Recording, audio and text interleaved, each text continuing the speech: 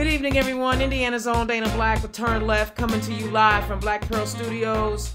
Normally I am pretty hyped, and I am using every ounce of energy I have to get you hyped up today.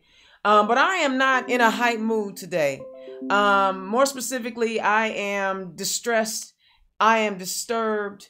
And we have a problem across our nation when it comes to how we visualize and humanize the Black body. We've heard about all these different issues around our country, but unfortunately, this weekend, Independence Day, we had it happen in literally our backyard. I met Vauxx years ago when he was the first Power of the Black vote we did down in Bloomington. He sat on the panel for.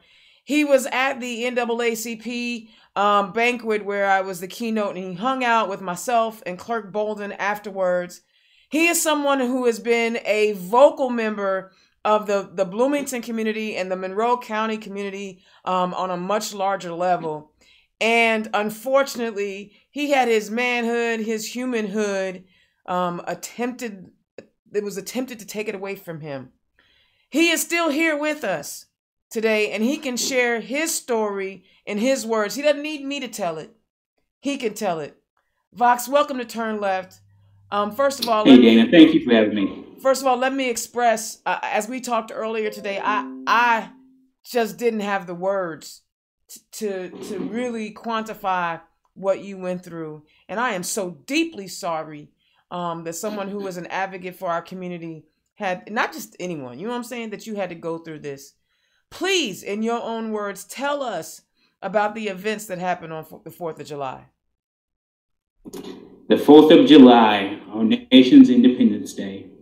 Dana, I've lived in Monroe County for almost 10 years. I chair the county's Affordable Housing Commission.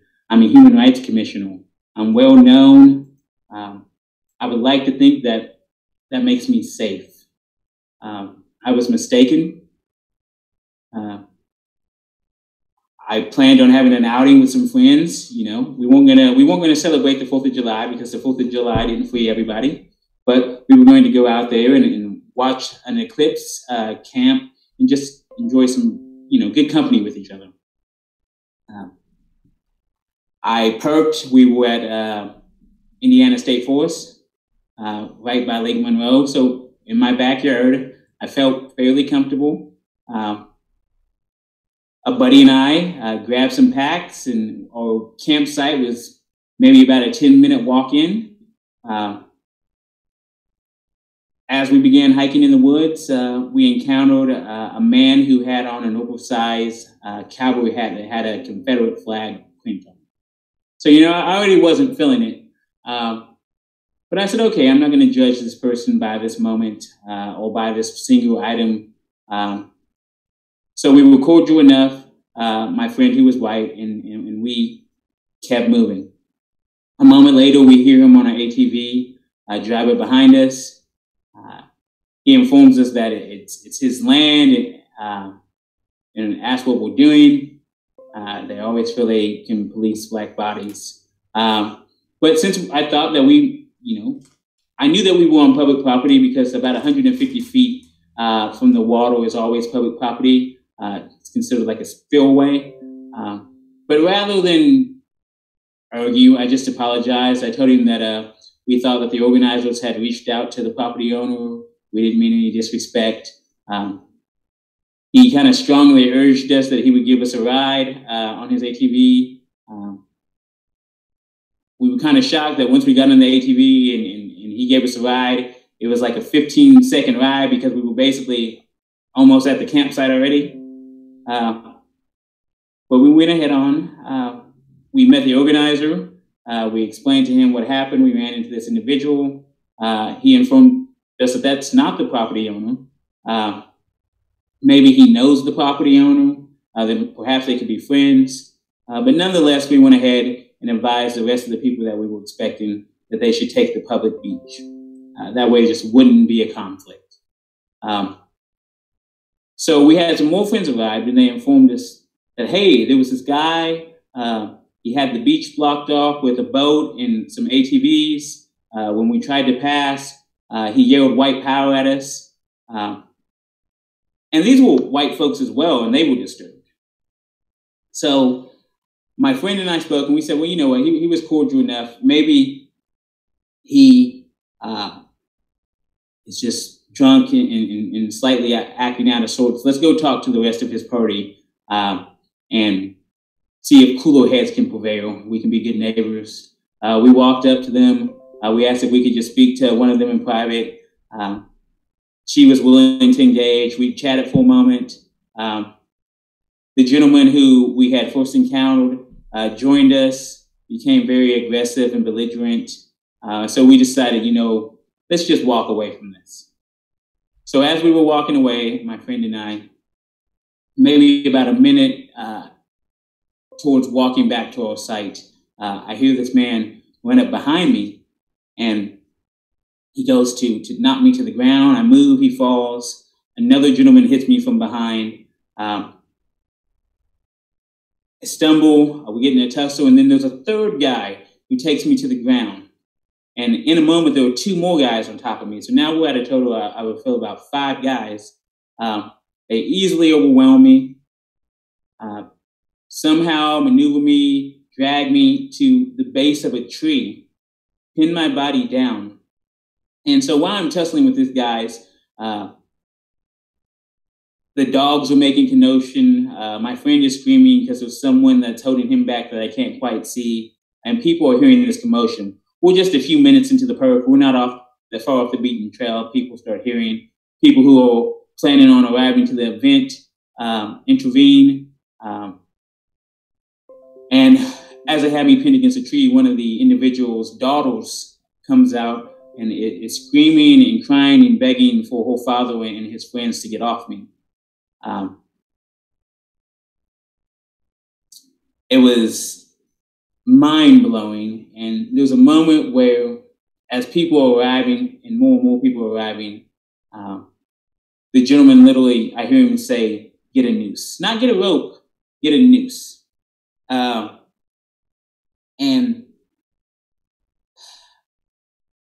the people that I'm with, you know, are screaming, let him go. They say that they're going to break my arms. And as they're saying it, one of the gentlemen is literally trying to twist my arm behind my back. The weight of these men on top of me literally makes me feel like I can't breathe, and I'm gasping for air. And there was a moment that I was going to say, I can't breathe. That refrain that we've heard countless times, it feels like. And I just saw all these faces, those murals of George Floyd that we see. And I couldn't let myself utter those words. A white lady who was nearby screamed, don't kill him. And I thought about that moment when so many Black people had their own deaths narrated in front of them before they were murdered. It was a heartbreaking moment.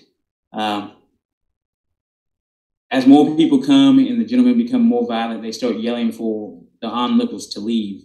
They start physically accosting folks that are there, slapping cameras out of their hand. One of the gentlemen's about 60. They grabbed him, potentially deleted some video footage that he had, and they start yelling at everyone to leave. And they say, leave the boy with us. So at this point, they're not even seeing me as a man. They see me as a boy or an object.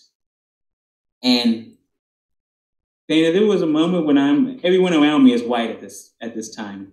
The people who are attacking me and the people that are onlookers at the moment. And I have to seriously ask myself, are these people going to leave me with these folks that have me pinned down? And I could feel my whole spirit plead not to leave me with these men. I just refused to die that way. I tried to resist with all my might. Luckily, these folks stopped being bystanders and intervened. They physically started pushing back against the men, yelling, saying that they weren't going to go. And some of the men backed down and got off me. And then we moved to the point where someone starts videoing, and there's just one man left on top of me, and a couple of his friends are begging him to get off me. He's got me pinned against a tree still. I eventually get up. They get him off me. These folks follow us for about 10 minutes beyond our campsite, yelling facial slurs. While the gentleman had me pinned down, they had used my hair as leverage to punch me in the back of the head and tore chunks of my hair out. There was a gentleman who I felt him jump on my neck with both feet in an attempt to hurt me or to kill me. I'm not quite sure. I don't even want to think about it. But I was able to shift most of the weight and embrace myself. So we're getting away from these folks. These bystanders are making themselves a physical barricade between the group that they were attacking and us. Well, us being the group they were attacking and them, rather. So as we're all backing up and they were pursuing us, they started yelling things at me, calling me nappy-headed, all types of derogatory statements. And one guy, who I think is the guy that pulled out my hair, seemed to delight in referring to me as nappy. Put some other choice expletives with it. We finally get away. We call the authorities. Everyone talks about when we say defund the police. They say, well, who are you going to call when you're attacked? Who are you going to call when your home is broken into? Who are you going to call? So we call those folks that we're supposed to call.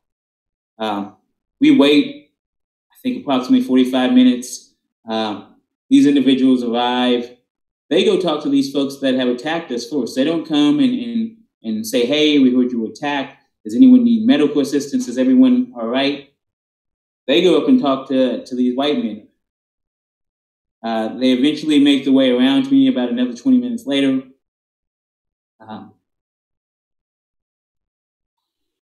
The one officer takes my statement, looks at the videos, takes the complaints of numerous folks who claim that they were assaulted, goes back to tell his major what he's been told. At that point, a little bit later, he and the major return. The major jumps off the boat, is instantly aggressive towards me, aggressively questioning me. The white folks are a little taken aback. It was that moment where they've been told their whole life to call the police, and the police are going to come and save the day. They've seen an injustice happen, so they're going to get to see justice happen. And what they found was justice was going to be denied. This man did not care about my life. He didn't care about injuries to my body. He started lecturing me on property rights. We told him that we were on public property. But honestly, even if we weren't on public property, if we were on private land, we don't get to lynch someone for that. So as I'm recounting this harrowing experience of how I think these men are literally going to string me up in a tree, he stops me and he says, well, I could go arrest them all, but then they would say, well, what about property rights? We can't defend our property?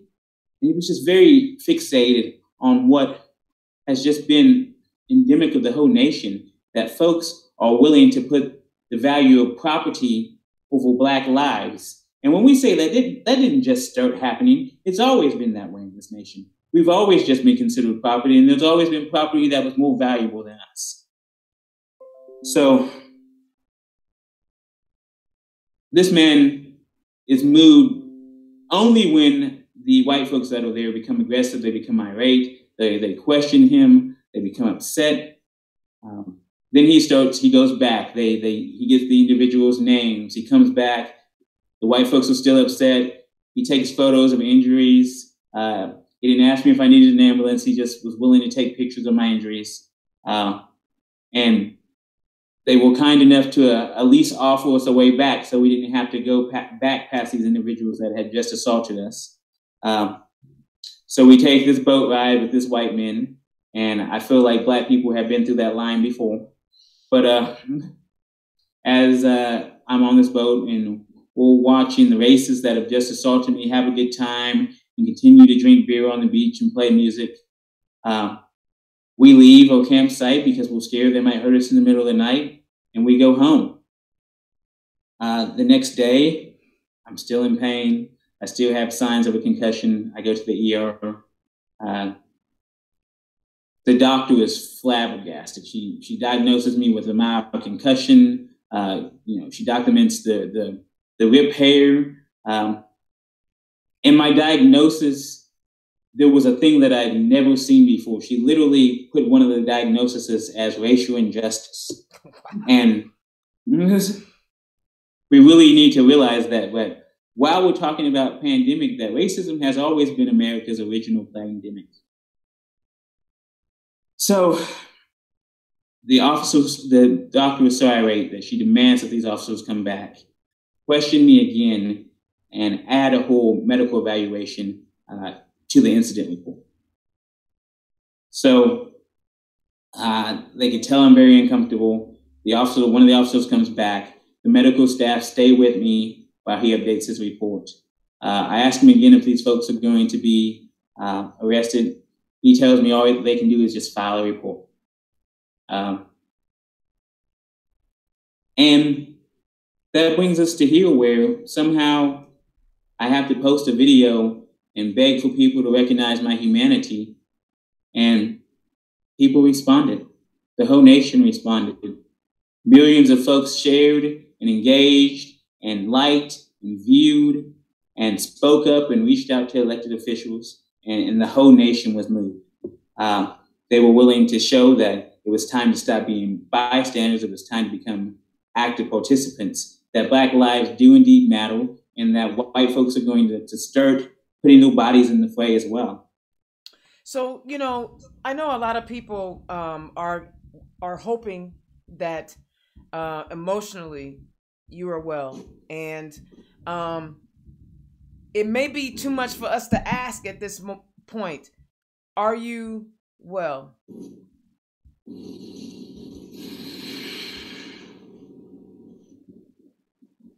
I'm going to say all is well with my soul, not because of the moment, but because I see the course that we're going. This is just a moment. It may resonate with me forever, but it's still just a moment in time. When I shared this video, I thought maybe a couple hundred folks would share it, that there would be some local action. Never did I imagine that this would be a viral moment, and that thousands of folks would identify with my pain and trauma and the attack and share my outrage. So right now we're in the struggle. We're making our way up the mountaintop, but I'm confident that eventually we'll see the other side. So what I'm recognizing, and I hope people see this as well, there have been, during the many decades of our struggle, many centuries actually of our struggle, we have endured crazy amounts of violence. But the one thing that we noticed about all of our leaders who endured this violence, they continued to struggle and they continued on with the fight. Vauxx, I hear you tonight, and I know you've been harmed. I know your man has been harmed. Your human has been harmed. But the fact that you are still willing to be in the fight and are encouraging other people to fight with you and for you speaks volumes about your leadership. It speaks volumes about your heart and your willingness. We are just grateful that you are still here to tell your story. Now, I know that you have an attorney already in place, and I don't want to ask you anything that may jeopardize anything that she's said that you shouldn't and should not say. Can you tell me, did the DNR officers offer to arrest anyone? No, there was never a moment that once that major showed up, there was never a moment that he was going to arrest anyone. In fact, I feel like he would have rather arrested me. So he was reading you. Okay, so first of all, you were assaulted. Let's be very, very clear. You were assaulted.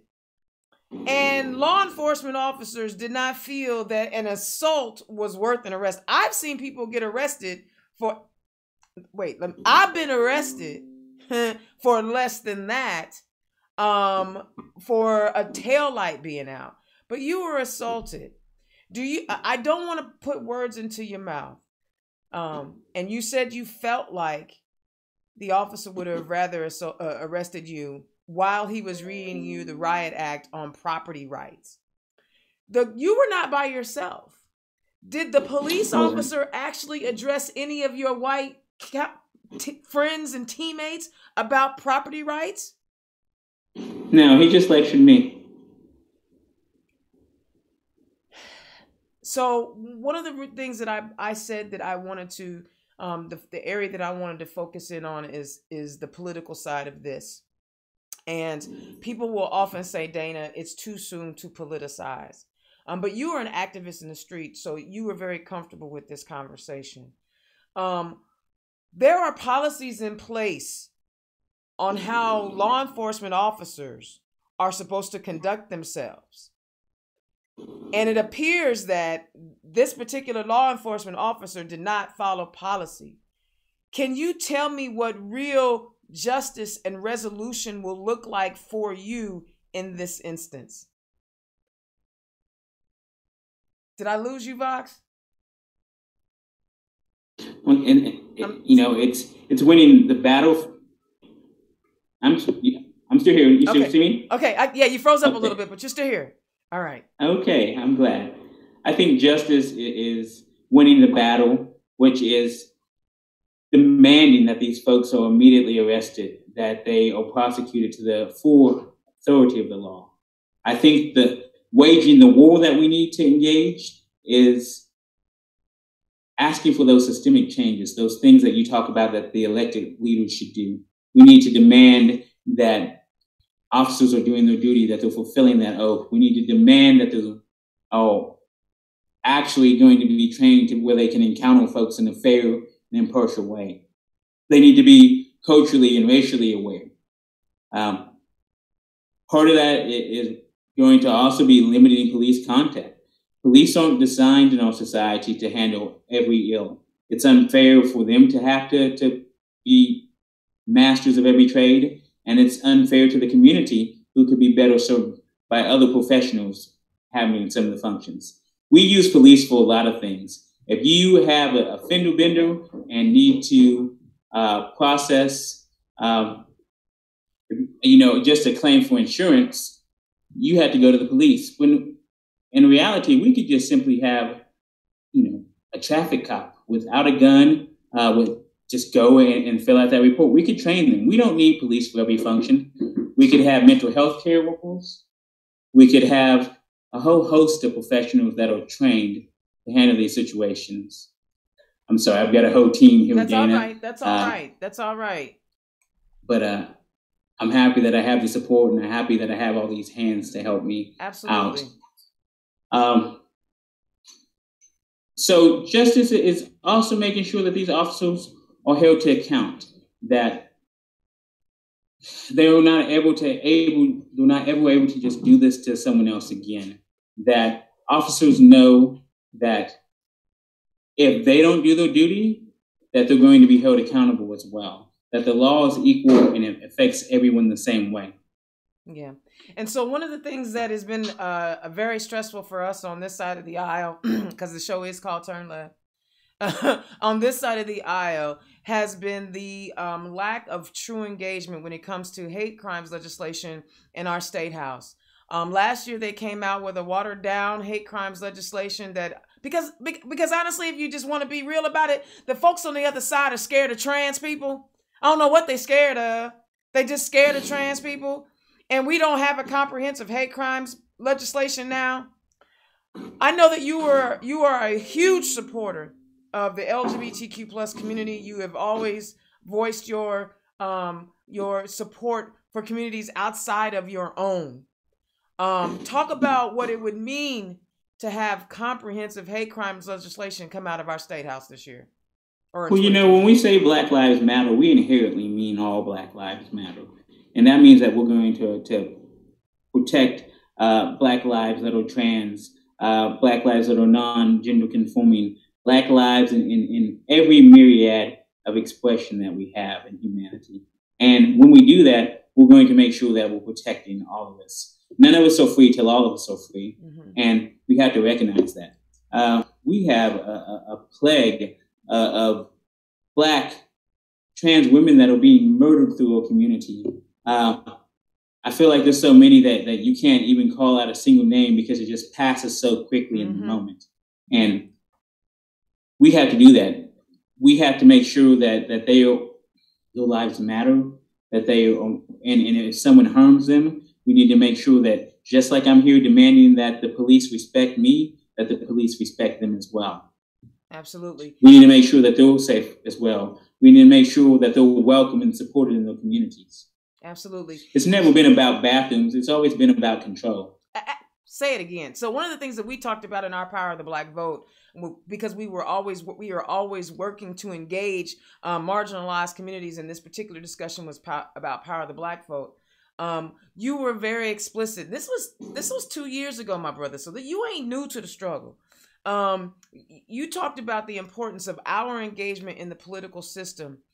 Talk to us a little bit about how, one of the ways that we can hold these officers or account is if we don't like what they're doing, we have the ability to vote them out or have them removed with the power that we possess as the electorate in the state of Indiana.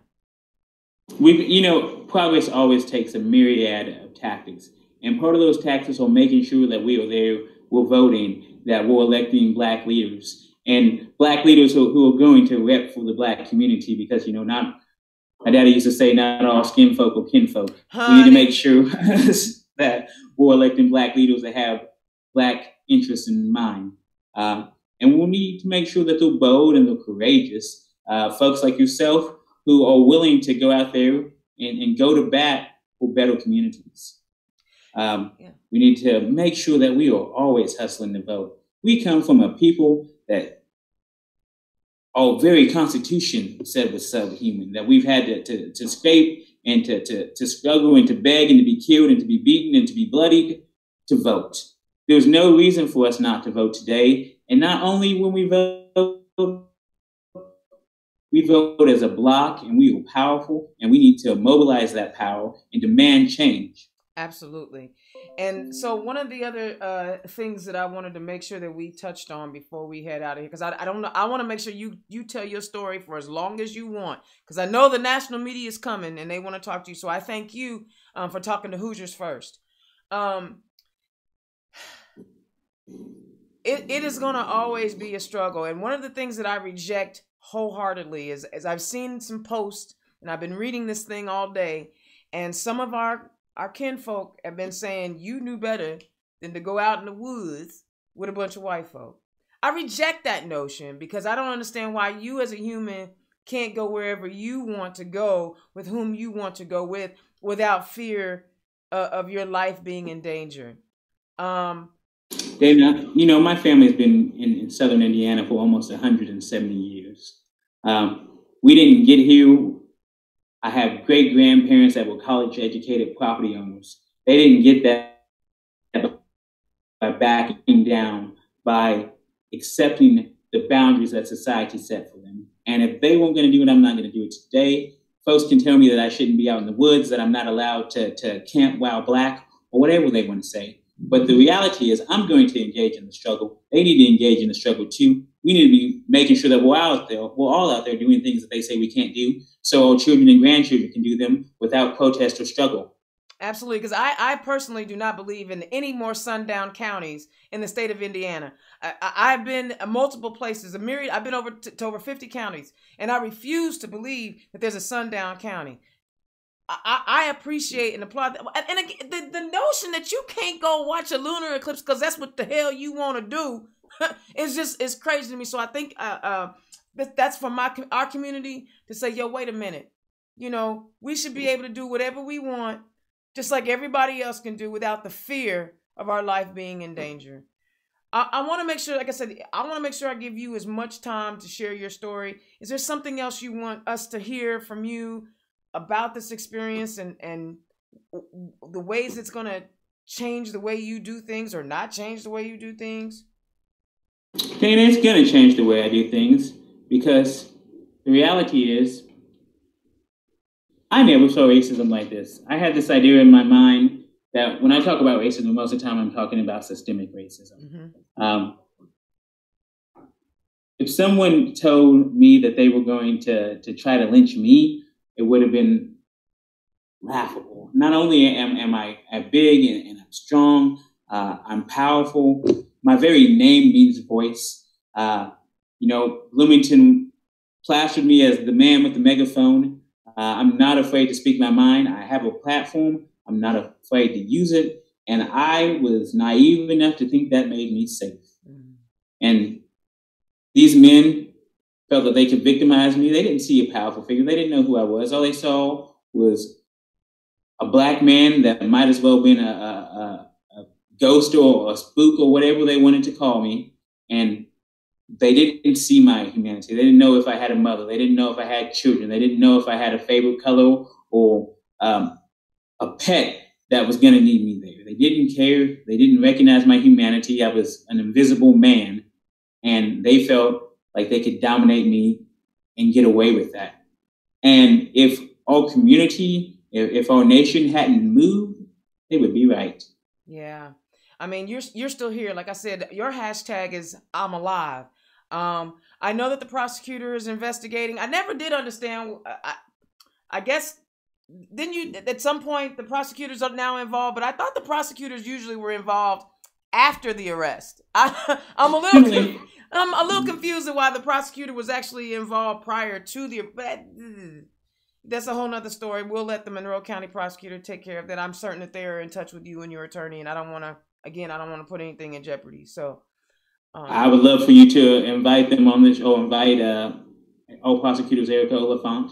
I would love for you to invite her on the show. When I was the organizer of BLM, we endorsed her candidacy. She told us that she was going to defend Black lives, and she talked the talk, and now it's time to walk that walk. Okay. We'll see. And then I'm glad you shared that, because that's a bit of information. Our elected officials, especially our Democrats, it is in our state party platform that Black Lives Matter and that we will be looking out for all marginalized communities. It's written in our platform, which I presented earlier this year. Let's just be clear. I want to give a shout out to Clerk Bolden, of the Bloomington City Clerk. I want to give a shout out to the mayor. They came out with their joint statement early. But the first person on the scene, and I should have known she was going to be the first person on the scene, is candidate Shelley Yoder, who's running for state senate. I reached out to her this morning, and she had already told me she had been in touch with you. You know what? Let me brag on Shelley for a moment. Not only was Shelley in touch with me, Shelley was at my doorstep dropping off groceries and food and snacks and Epsom salt to soothe my aching muscles, and didn't ask anything, didn't ask for any publicity, didn't even knock on the door. It wasn't until later that I noticed that she had dropped off anything. And if we're going to elect white folks, they need to be that type of people that are willing to stand in solidarity when the camera's turned off. Absolutely. And Shelley Yoder is definitely that. We are sending an amazing civil servant with a servant's heart to our state house to help fight for what we need. I know that the 9th District Chair, Adam Dickey, put out a statement this afternoon. I tell you what, I talked to him, Vauxx, and I thought he was going to spit fire today. He was not just upset at the situation. His level of anger bordered on, he really wanted to do something himself, like if he could. So what I'm saying to you is, sir, our state party, Chairman Zodi has put a statement out as well. I want you to understand that our party stands with you, and we will fight with you, alongside you during the course of this situation. This ain't a one and done. We ain't going to just talk to you tonight and we're going to be done.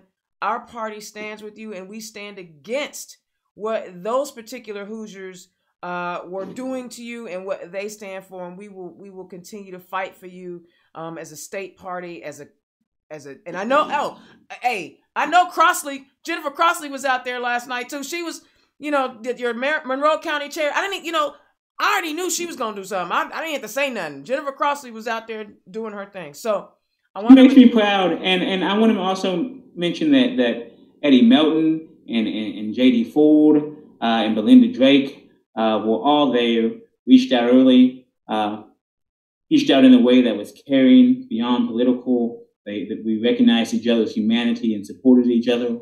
And that's what we're supposed to be about in the 9th. Absolutely. So we need to make sure that we go ahead and keep on demanding justice and keep on moving and mobilizing and organizing until we win that battle, until we get up the hill and we see the other side. Absolutely. And it's unfortunate you had to deal with this, but you've been in the struggle for a long time, my brother. And now it's time for you to rest on us and let us help you out for a little bit. So be well, right? Be well. I don't know what that looks like for you and what you will need, but just be well, because we still need you in the fight. And it looks like you're ready to continue it on. Indiana's own Dana Black, Vauxx Booker, who is a survivor. When I called you today, I left a message that said, "Hello, survivor," because that's what you are. And you can speak to this experience and help motivate us to make the real structural changes that we need. All right. Bless you, Dana. I appreciate you and everything you do. I bless you and I appreciate you. Thank you, everyone who's been listening in. Yes, this video is going to be shared multiple times, but it was important to me that you guys heard from Vauxx himself. Now, he's going to go on CNN later, so y'all make sure y'all check him out on CNN. But he wanted to come and talk to Hoosiers first, and I am grateful and honored that he chose Turn Left to do that. So, guys, continue to lift up Vauxx. I have recorded this. I'm going to upload it to YouTube so that you can continue to share this as we move forward, and look for more discussions about this situation and what we need to do differently to fix systemic racism. We shouldn't have to have men on Independence Day have their life almost snuffed out. There's nothing more American than someone trying to lynch a black man on Independence Day. Nothing like it. I love you, my brother, and let me know what you need from me. As I told you earlier, I'm here. I didn't even know what to say this morning. It was like my talkative ass didn't have shit to say. Sorry, I just cursed.